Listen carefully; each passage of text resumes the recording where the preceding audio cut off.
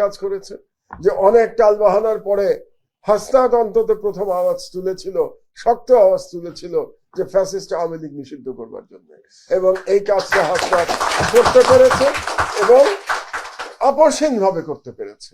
আমরা জাতি কিন্তু তাকিয়ে আছে যে এনসিপির ম্যানিফেস্টোটা কি হবে, এনসিপি বাংলাদেশকে কি দিতে চায়, এই সম্পর্কে কিন্তু আমরা এখনো কোনো পরিষ্কার কোন রূপরেখা আমরা পাই নাই। অন্তত একটা বিষয়ে এই দেশ এক হয়ে গেছে, এই প্রথমবার এক হয়েছে সেই স্বাধীনতার পর থেকে, সেটা হচ্ছে ভারতীয় হেজেমনির মোকাবেলায় আমরা ঐক্যবদ্ধ। এবং তার একটি প্রমাণ আপনি দেখুন, এই যে গত দুরাত ধরে পুশিন ঠেকানোর জন্য সাধারণ মানুষ যেভাবে বর্ডারে দাঁড়িয়ে লড়াই করছে বিজিবির পাশে দাঁড়িয়ে, এর উদাহরণ কিন্তু বাংলাদেশের ইতিহাসে এর আগে, জুলাই বিপ্লবের আগে আমরা কখনো দেখি নাই যে সাধারণ মানুষ সম্পৃক্ত হচ্ছে বাংলাদেশের স্বাধীনতা রক্ষার জন্য। তো এটা একটা বিরাট অর্জন, এই জুলাই বিপ্লবের সবচেয়ে বড় অর্জন আমি মনে করি। অন্তত এক্সটার্নাল থ্রেটের ব্যাপারে একটা জাতিকে ঐক্যবদ্ধ করা, এর জন্য আমরা ইয়াং জেনারেশনকে একটা ধন্যবাদ দিতেই পারি, যে আমরা যেটা পারি নাই, এই দীর্ঘ সময় ধরে কথা বলে পারি নাই, এরা এই বাচ্চা ছেলেরা তাদের রক্ত দিয়ে তারা কিন্তু জাতিকে এক্সটার্নাল থ্রেটের ব্যাপারে ইউনাইটেড করতে সক্ষম হয়েছে। এই জন্য আমি হাসনাত, সাদেক, হাদি সবাইকে আমাদের প্রবীণ জেনারেশনের পক্ষ থেকে তাদেরকে ধন্যবাদ জানাচ্ছি। অনেক কাজ বাকি আছে। এখন আমরা জানি একটা গণতান্ত্রিক সরকার সামনে আসবে, সেই সরকার কিরকম হবে, সেই সরকার কি সংস্কার মানবে কিনা, আদৌ কোন সংস্কারটা তারা মানবে, কোনটা মানবে না, সেটা সম্পর্কে এখনো জাতি সম্পূর্ণ অন্ধকারে।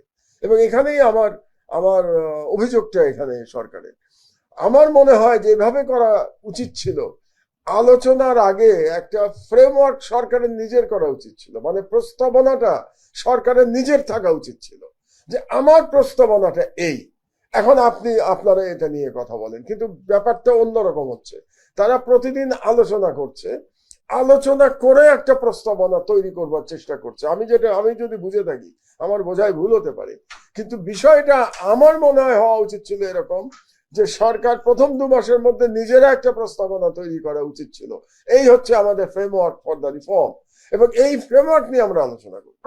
তো সেই কাজটি করা হলে আমার মনে হয় এত দীর্ঘ সময় হয়তো লাগতো না। এখন আমি যেটা দেখছি, হতাশার মধ্য দিয়ে শোনা যেতে পারে যে আদৌ কি কোনো সংস্কার ডকুমেন্ট তৈরি করতে পারবেন এনরা ইলেকশনের আগে, নাকি এত চাপ তৈরি হবে যে তাড়াহুড়ো করে ইলেকশন দিয়ে ওনারা বলবেন যে আমরা চলে যাই। এরকম একটা পরিস্থিতির দিকে দেশ কিন্তু ধাবমান আমরা দেখতে পাচ্ছি। সেখানে আমি মনে করি যে হাসনাতদের একটা দায়িত্ব আছে।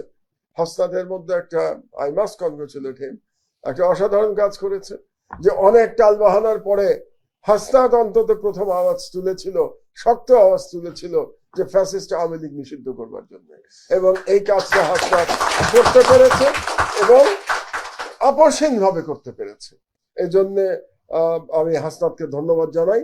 কারণ এর আগে যখন, আপনাদের নিশ্চয়ই মনে আছে, ছাত্রলীগ নিষিদ্ধের দাবি আমি যখন তুলেছিলাম কি বলে প্রেস ক্লাব থেকে সর্বপ্রথম, তখন কিন্তু এটা নিয়ে অনেক বিতর্ক তৈরি হয়েছিল, এবং সরকার তারপরে এটা মেনে নিয়েছিল, এবং একটা সময় ছাত্রলীগ নিষিদ্ধ হয়েছিল।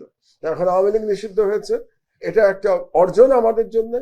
কিন্তু অর্জনটা শুধুমাত্র আওয়ামী লীগ নিষিদ্ধ হলে হবে না, যাতে করে বাংলাদেশে আর কোন দল আওয়ামী লীগ হয়ে উঠতে না পারে, সেটাও আমাদেরকে নিশ্চিত করতে হবে, যে শেখ হাসিনার মতো নতুন ফ্যাসিস্টের উত্থান যেন বাংলাদেশে না হয়। সেই দিকে আমরা কতটা করতে পেরেছি এটা নিয়ে আমার সন্দেহ আছে। এবং আমরা যে তরুণদের দলের কাছ থেকে যে আশাটা করেছিলাম, সেখানেও বেশ কিছু নিরাশ হওয়ার মতো ঘটনা ঘটছে। অনৈক্য দেখতে পাচ্ছি তাদের মধ্যে, তাদের ফিলোসফিতে মনে হচ্ছে একটা বিতর্ক দেখতে পাচ্ছি, যে তারা আসলে বাংলাদেশকে নতুন কি দিতে চায় সেই সম্পর্কে জাতি এখনো অন্ধকারে। কাজে আমরা জানি যে এনসিপির দায়িত্বশীল বড় নেতা হাসনাত, তার সামনেই আমি বলছি যে আমরা জাতি কিন্তু তাকিয়ে আছে যে এনসিপির ম্যানিফেস্টোটা কি হবে, এনসিপি বাংলাদেশকে কি দিতে চায়, এই সম্পর্কে কিন্তু আমরা এখনো কোনো পরিষ্কার কোন রূপরেখা আমরা পাই নাই। আমরা অপেক্ষা করে আছি, যে কোনো নতুন দল যদি সাকসেসফুল হতে হয়, তাহলে তাকে অবশ্যই তার নিজের আদর্শ, নিজের ম্যানিফেস্টো নিজের ভবিষ্যৎ পরিকল্পনা রাষ্ট্র সম্পর্কে জনগণকে জানাতে হবে। হাতে কিন্তু সময় খুব কম। তারা যদি সত্যি একটা অল্টারনেটিভ পলিটিক্যাল ফোর্স হিসেবে নিজেদেরকে প্রমাণিত করতে চায় এনসিপি, তাহলে এই বিষয়গুলো সম্পর্কে জনগণকে জানানোটা আমার মনে হয় খুবই গুরুত্বপূর্ণ। এবং আবারও বলি যে খুব বেশি দেরি হলেও নির্বাচন কবে হবে? জুন মাসে। তো জুন মাসে তো 1 বছরও বাকি নাই বলতে গেলে। আর যদি তারও আগে নির্বাচন হয়ে যায়, ডিসেম্বরে যদি নির্বাচন হয়, তাহলে তো মাত্র 6 মাস হাতে সময় আছে। তো 6 মাসের মধ্যে এখন পর্যন্ত এনসিপি কিন্তু তার ম্যানিফেস্টো দিতে পারে নাই। কাজে আমরা চাই যে বাংলাদেশে অল্টারনেটিভ পলিটিক্যাল ফোর্স তৈরি হোক, কারণ একটা ভ্যাকুয়াম তো তৈরি হয়েছে। আওয়ামী লীগ চলে যাওয়ার পরে ডেফিনেটলি একটা ভ্যাকুয়াম তৈরি হয়েছে। এখন রাজনৈতিক দল বলতে তো বিএনপি এবং জামাত, এই দুটোই তো মেজর রাজনৈতিক দল। আর বাকিগুলো নিয়ে তো আলোচনা করে তারা তো অল্টারনেটিভ হতে পারে নাই। তাহলে এনসিপি যদি অল্টারনেটিভ হতে চায়, তার হাতে কিন্তু সময় খুব কম, এবং এই সময়টা অপচয় করা যাবে না। আর সর্বশেষ আমি বলতে চাবো যে আমি চাই ইয়াং যারা, তারা ঐক্যবদ্ধ থাকুক, কারণ তাদের হাতেই ভবিষ্যৎ বাংলাদেশ নির্মিত হবে। আমরা তো ভুল করি, সঠিকভাবে করি, যা করার আমরা করে গেছি, এটা অতীত। এই অতীতের অভিজ্ঞতার উপর ভিত্তি করে তরুণদের রাষ্ট্র পরিচালনায় এগিয়ে আসতে হবে। এবং রাষ্ট্র পরিচালনায় এগিয়ে আসার জন্য ভিন্নমত থাকতে পারে দলের মধ্যে, কিন্তু ওভারঅল একটা ঐক্য থাকা খুব গুরুত্বপূর্ণ। এই ওভারঅল ঐক্যটার জন্য জাতি আমার মনে হয় এখনো তরুণদের দিকে তাকিয়ে আছে, এবং তারা যদি একটা অল্টারনেটিভ পলিটিক্যাল ফিলোসফি নিয়ে এগিয়ে আসতে পারে, তাহলে জাতি উপকৃত হবে।